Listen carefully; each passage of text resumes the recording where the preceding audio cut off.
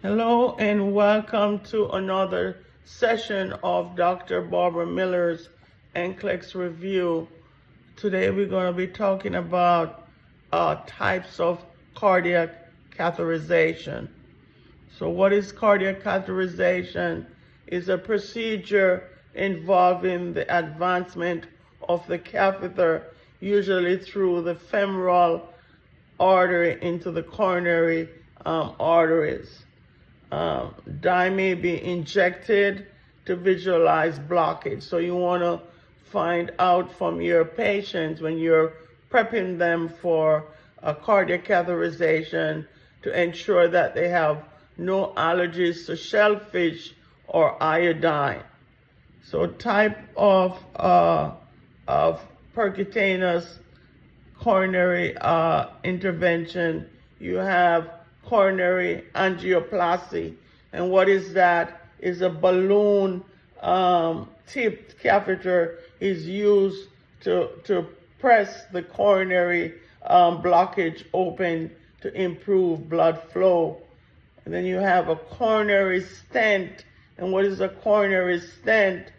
Is a procedure performed during angioplasty that leaves a metal mesh in place as a structural support to prevent blockage from reoccurring. And so what is the purpose of a cardiac catheterization? Okay, it's perform angiography, perform the percutaneous coronary intervention, obtain about cardiac structure and blood flow, also to obtain blood sampling and determine their cardiac output. The normal cardiac output is 4 to 8 liters. So what are some nursing intervention during the procedure or prior? Prior to catheterization, the nurse would verify that the procedural consent has been obtained. No approach for shave and prep, okay, right venous side or left arterial side.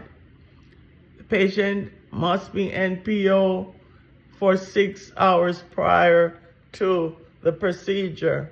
You want to mark the distal baseline pulses, and you want to explain to the client that the procedure may leave a metallic taste, and the client may feel flushed when the dye is injected. You also want to verify that the client or the patient does not have any history of allergies to shellfish, as mentioned before. After the catheterization, the nurse must monitor the client's blood pressures and apical pulse every 15 minutes for 2 to 4 hours.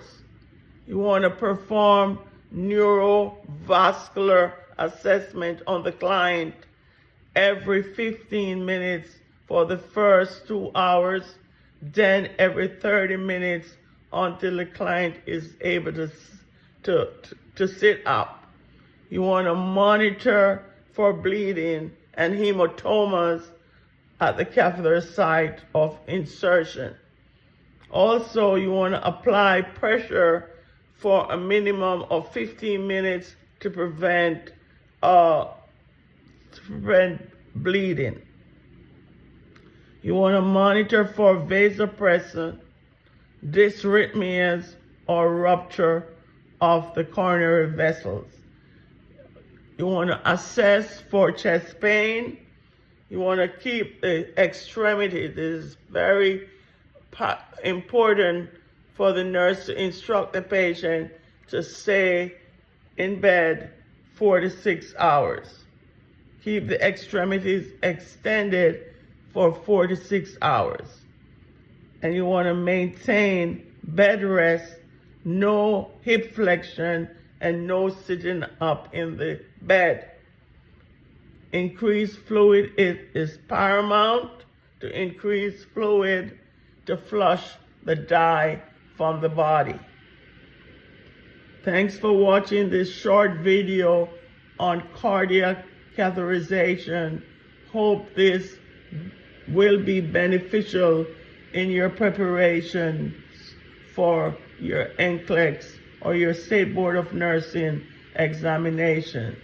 Thanks for watching. Please like, share, subscribe, and leave any comment to help my channel grow. Thank you so much.